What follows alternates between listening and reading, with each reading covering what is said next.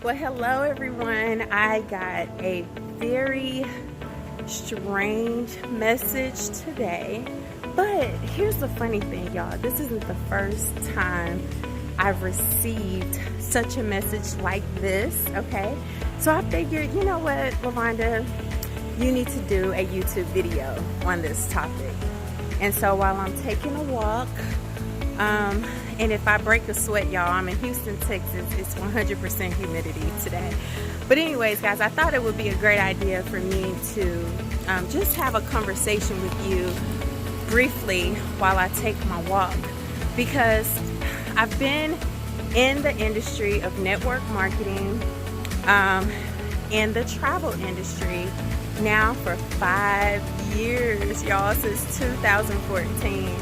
And so I realized that there are different types of people, different types of business partners, different types of personalities, and I really wanted to address this topic. So the inbox on Facebook was, hey, I've been watching your YouTube videos. I love your personality, love the information that you share. You're so informative. I feel like I can relate to you. I am in the same company. I'm ready to switch teams. I've been in the business for several months. I have not been successful, and I'm ready to change teams. So I wanted to really have this conversation with you guys because changing teams is not always the solution, all right? Changing companies isn't always the solution. I've had people that have had experiences with certain leaders, and they talked about how terrible their leaders were. They made their own decision to quit, because one thing I don't do is I don't encourage people, quit and join my team, I'll make your life better. I don't know enough about the people, right? And so they've joined, they did nothing, and guess what? We were the next business that they said just doesn't work. Guys, if you are in network marketing, if you're in direct sales, you have to work. And 99% of the time, it's not because of your leader. Now, there are chances that you may have a sponsor that's brand new to the business, that's not yet a leader, that's learning and earning at the same time, meaning they're sharing the opportunity, they're growing, and they haven't yet hit those pinnacle positions in a company. And so you may have got on their team. They, as your sponsor, may not be able to help you, but somewhere, some way, you are connected to a leader that absolutely can help you out, all right? The next thing is perhaps you have a leader that hasn't reached out to you personally yet, or that's just something that they don't do. Not that they won't do it, but a lot of people are not aware of how to get their team set up on automatic emails. I mass email my team, so I don't always get welcome calls. I have, over 1,000 people in my organization, and so there's no way that I would actually know without running reports who's hitting my team, right? And so I send out mass emails. I'm a homeschooling mom. I'm a mom. I'm a wife. I run my home and my business, so I may not always have time to I may not always have time, to get to every message or personally reach out to each person on my team. I do have a lot of messages, I have trainings, I have different things that are in place. So what happens is, if people have questions, they ask. But guys, you are a business owner, and you may have to be the one to rescue you, okay? Know that you may have to be the one to rescue you. Be your own rescuer.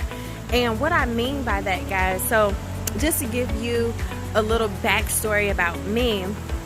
I have a great company and the leadership team is amazing. However, I had a vision for my business that was not liked or understood by some of the other leaders. Now, granted, I was not a six-figure income earner. I was not yet documented, if you will. I was a director, but I didn't have the type of documentation they had, okay? So when I had these ideas, they just was not perceived as, hey, you got it, girl, go after it, you can do it. It was more like, no, do it my way or you're not going to succeed. So at that point, guys, I had to make a decision. I had to decide if I believed in my ideas and my vision, even if the top leaders did not, or if I would just buckle down and, do things in ways that was not really truly working for me 100%. Now understand this, some things that work for some people may not work for you. That's the reality.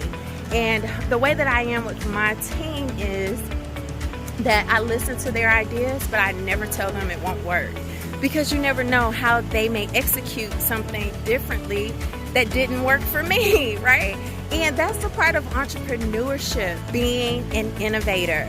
And so I'm a different type of leader. However, I was never truly motivated to quit.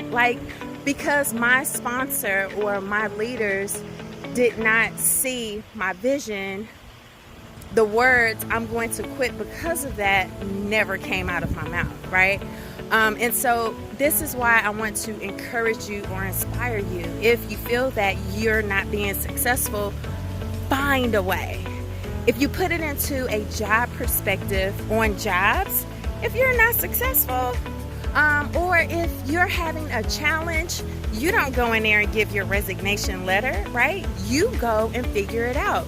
So sometimes you're looking for another coworker or a colleague, if you will, to show you the ropes, right? You're like, hey, you've been with this company for 10 years.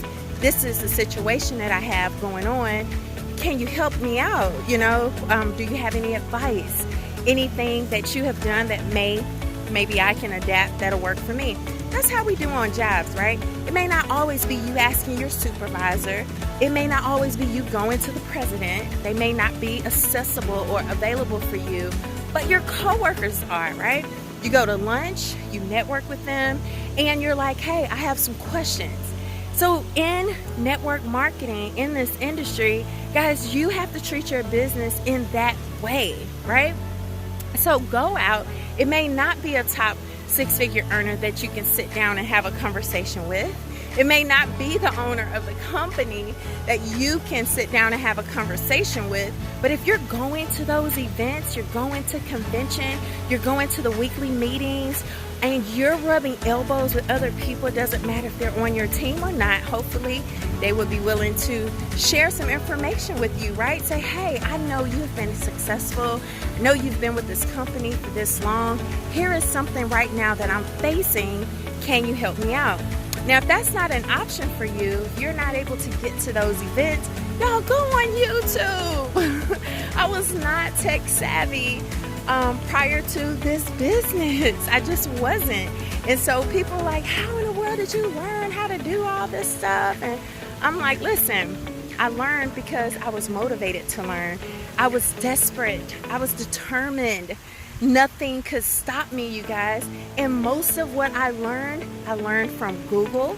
I would put in Google how to grow your business online, how to automate your business, what is the best email marketing strategies, because those are things that I desired to put in place to help me with my team and my business, right?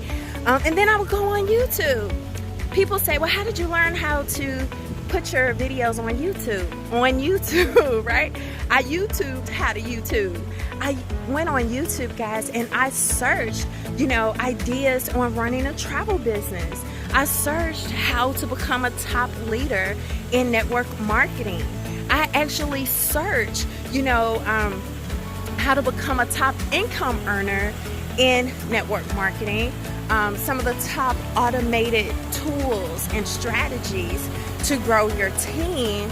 So there's no excuse, you guys, none whatsoever. Don't let quitting or finding another leader or another team be your first option. All right. Now, there are some toxic environments. There are some toxic environments where I've heard people that literally, like, they just said, listen, there is no way I can be financially or emotionally connected to this individual. And toxic also could be the company. If the company is getting bad press, if your money is depleting rapidly, if you're seeing that things are not working out the way that you really truly envision, if your desire or passion change, then absolutely it's time for you to make your move and go find you a business, go find a company, find an organization, find a leader that you can connect with, that you can align with, and something that you truly love to do. Guys, don't get in the habit of making so many changes to businesses just because someone else is killing it and doing the best that they could. If it's a product or a service that you don't desire, chances are you are not going to have that same success, right? There are certain things that even as a leader, I cannot teach. I can't give you that hunger, right? I can't give you that humility. I can't give those things. And so what I like to do is coach and train you on those opportunities that you have for your business as well, right? So if you're looking to make that transition, do your research first. Make sure it's something that you are passionate about. Make sure, again, that it's something you will have fun with. Those are things that attract people to you, right? They want to be attracted to someone that's knowledgeable, that loves what they're doing, that's connected also to great products and services, all right? And so for those of you who don't know, I am in travel. And if you are interested in hopping on board, let me know. If someone else shared this video with you, get back with that person so you can get positioned with them. Get your questions answered, you guys. But again, the purpose of this message was just don't let a bad apple, if you will, or a mismatch, I would say, in character or personalities be the reason why you lose out on your business, all right?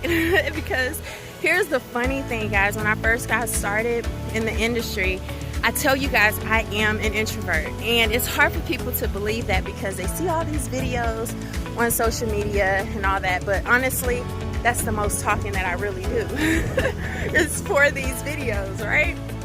And so that was a problem for a few of my business partners who were way more extroverted than I am, more sociable. And so they thought, as an organization or as a leader, I was boring, y'all. I wasn't doing enough. Like, I was solo traveling, and I didn't talk a whole lot. I didn't have outings and things like that. Now we have team trips. So I have evolved, but understand that my personality isn't for everyone either, and I'm still successful. So my personality and my background is also very different than my leaders as well. But I don't hold that against them, right? What's for me is for me. What's for them is for them. Still respectful, professional, and we still do things together, from time to time. So understand that if this was a job, you would make it work, right? In the professional world, in a professional environment, it's a business, y'all. You don't have to like everybody you're in business with. If the business makes sense, if the compensation plan makes sense, there's evidence of success and you understand that it's a viable opportunity, go after it. So that's the end of my video, y'all, and almost at the end of my walk here. I have about 5 more minutes, but I really wanted to share this video on YouTube with many of you who are following me that's in the travel industry or not in the travel industry, that's considering the business or even not considering the business. Please let me know if this video was helpful. Don't forget to like, subscribe, and comment, and have a phenomenal day, everyone.